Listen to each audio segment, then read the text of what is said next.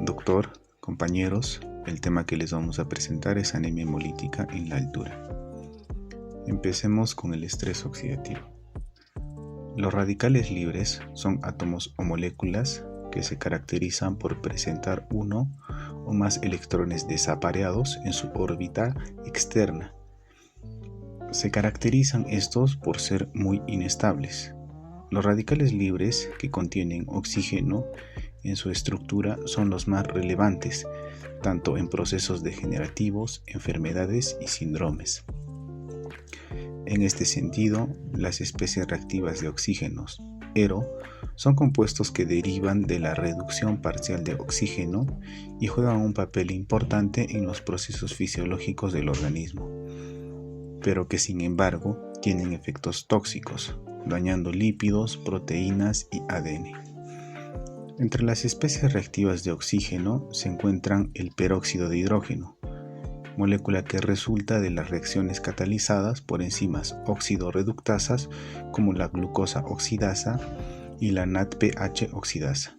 También tenemos el radical superóxido, que resulta de la adición de un electrón al oxígeno y se genera principalmente en los complejos 1 y 2 de la cadena respiratoria mitocondrial. También tenemos el radical hidroxilo, uno de los más potentes en el organismo, debido a su alta reactividad, el cual se produce a partir de reacciones en las que participan metales de transición como el hierro y el cobre. Para controlar los efectos nocivos de los radicales libres, las células poseen mecanismos antioxidantes, los cuales pueden clasificarse como mecanismos enzimáticos y como mecanismos no enzimáticos. Implicación del estrés oxidativo en diferentes tipos de anemias hemolíticas. Durante los últimos años ha ido en aumento la evidencia sobre el rol que tiene la producción de radicales libres en la fisiopatogenia de las anemias hemolíticas. Tenemos anemias hemolíticas congénitas. Las anemias hemolíticas congénitas se caracterizan principalmente por alteraciones estructurales o funcionales propias del glóbulo rojo. Estas alteraciones involucran trastornos en la membrana eritrocitaria, enzimopatías y mutaciones que afectan directamente las cadenas de globina. La deficiencia de glucosa 6-fosfato deshidrogenasa. La deficiencia de glucosa 6-fosfato deshidrogenasa es un trastorno genético con más de 180 mutaciones alélicas. Estas conocidas hasta el momento, es una de las deficiencias enzimáticas más comunes en el hombre, cuya severidad depende del tipo específico de mutación presente. La deficiencia de glucosa 6-fosfato deshidrogenasa resultaría en un notable desequilibrio redox dentro del hematíe, ya que la disminución de la producción de NADPH implicaría la incapacidad para regenerar concentraciones suficientes de GCH. De esta forma, se produce un estrés oxidativo que aumenta. Anemia falciforme. La enfermedad de las células falciformes se trata de una hemoglobinopatía hereditaria, donde los glóbulos rojos se encuentran deformes por una variación genética. La sustitución del aminoácido valina por ácido glutámico en la cadena beta de la hemoglobina. Ello genera una hemoglobina S, una forma alterada de la hemoglobina A, lo que trae como consecuencia que el glóbulo rojo adopte la forma de hoz o media luna, un drepanocito. Ello en situaciones de bajo nivel de oxígeno. En la clínica, esta enfermedad puede presentar complicaciones como inflamación sistémica, vasculopatías, ciclos de vasooclusión, el dolor, la fatiga son manifestaciones más comunes. Las talasemias. La talasemia es un trastorno hematológico autosómico recesivo que se caracteriza por defectos en la síntesis de uno o más de las cadenas polipeptídicas, alfa-talasemia o beta-talasemia, que conforman la hemoglobina A del adulto. La beta-talasemia es el trastorno más común y ampliamente extendido de este grupo, causada por la disminución o ausencia en la síntesis de las cadenas beta-globina, lo que lleva a la acumulación de cadenas alfa en los glóbulos rojos, produciendo tetrámeros inestables que ocasionan daño celular. Debido a estas alteraciones en la hemoglobina, las talasemias se caracterizan por la destrucción prematura de precursores de glóbulos rojos en la médula ósea, lo que implica un acortamiento de su vida media en la circulación y conlleva a una eritropoyesis ineficaz. El estrés oxidativo participa en la patogenia de las talasemias, el cual se origina por inestabilidad de la hemoglobina y exceso de hierro. Ambos mecanismos estimulantes de la sobreproducción de radicales libres que conducen a una ineficacia de las defensas antioxidantes. Anemia hemolítica adquirida. Las anemias hemolíticas adquiridas son un grupo de anemias caracterizadas por una destrucción precoz del eritrocito, secundaria a mecanismos externos al mismo, los cuales pueden ser inmunológicos o no inmunológicos, siendo más prevalentes los primeros. Al igual que la anterior tipo de anemia, el estrés oxidativo cumple un rol determinante en el desarrollo de las anemias hemolíticas adquiridas. Anemias hemolíticas autoinmunes. Las anemias hemolíticas autoinmunes se caracterizan por ser desencadenadas por anticuerpos dirigidos, ellos contra antígenos presentes en la superficie de las membranas de los hematíes, donde median la destrucción bien ya sea de una lisis secundaria a la activación del sistema de complemento, ocasionando una hemólisis intravascular, o por fagocitosis mediada por unión a la fracción de inmunoglobulinas, una hemólisis extravascular. En este sentido, las anemias hemolíticas autoinmunes se clasifican según la temperatura de reacción de los anticuerpos. Tenemos por anticuerpos calientes, IgG. La inmunoglobulina presenta su actividad hemolítica a una temperatura de 37 centígrados y esta representa aproximadamente el 80% de este tipo de anemias. Respecto a su fisiopatología, la IgG es poco efectiva para activar el sistema de complemento, por lo que principalmente causa una hemólisis extravascular. Por su parte, las anemias hemolíticas autoinmunes por autoanticuerpos fríos, IgM o crioglobulinas, que actúan a temperaturas entre 0 y 20 centígrados, donde la inmunoglobulina M es un potente efector de la vía clásica del complemento. Por lo tanto, puede ejercer una lisis tanto intravascular a través de la formación de complejos que ataquen la membrana. Sin embargo, los mecanismos por los cuales se genera el estrés oxidativo en este sitio de anemias no está del todo dilucidado. Hemoglobinuria paroxística nocturna.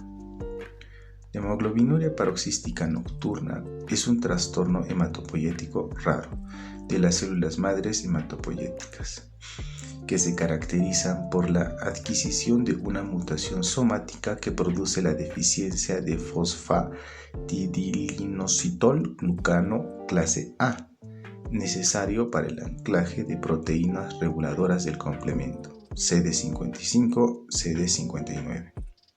Todo ello en la membrana plasmática. Por lo tanto, existe la desregulación del sistema de complemento. Cuando el complemento está hiperactivado, como resultado de una hemoglobinuria paroxística nocturna, provoca una respuesta que viene a ser inflamación severa, produciendo hemólisis intravascular, insuficiencia de la médula ósea y una alta incidencia de trombosis venosa.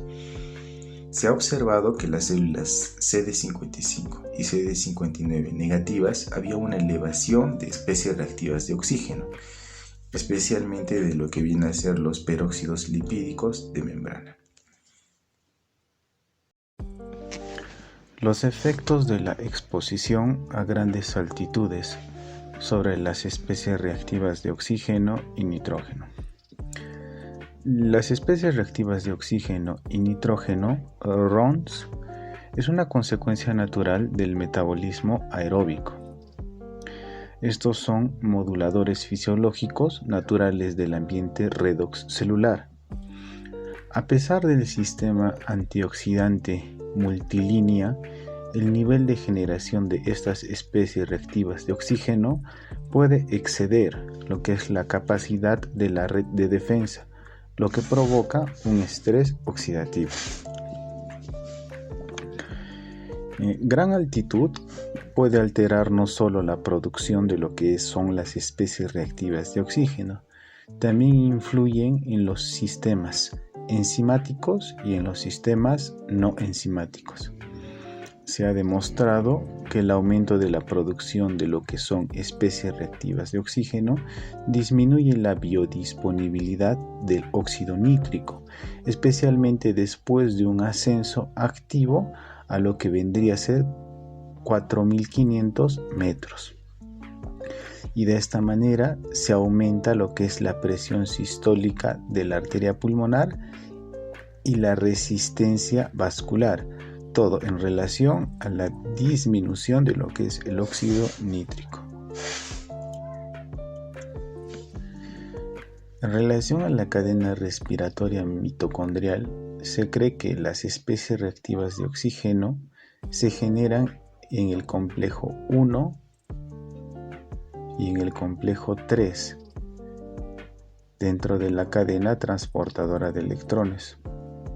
Durante la hipoxia hay menos concentración de oxígeno, disponible para ser reducido a agua en la citocromo oxidasa, ocasionando la acumulación equivalente de reductores NAT, H y FAT-H2, ocasionando de esta manera lo que es un estrés reductor.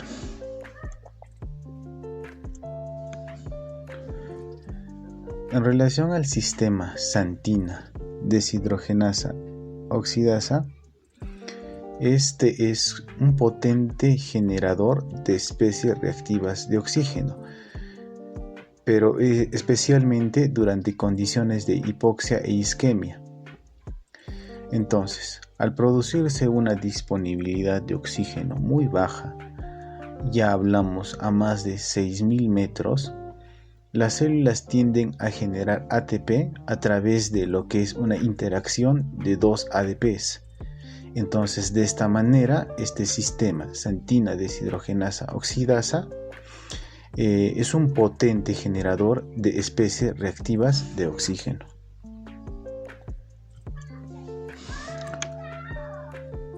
Los efectos de la altura en los sistemas antioxidantes.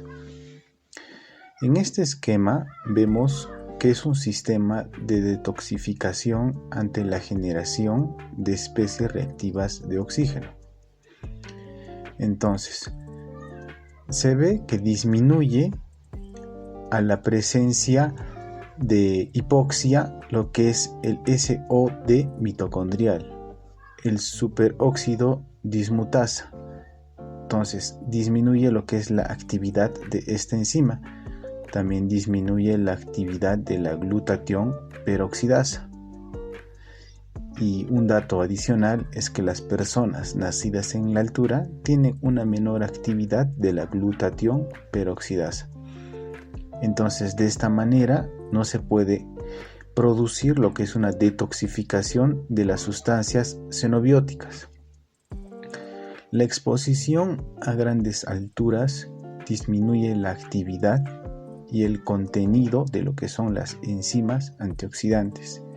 Entonces, en relación a esto, es importante considerar lo que es una suplementación con antioxidantes.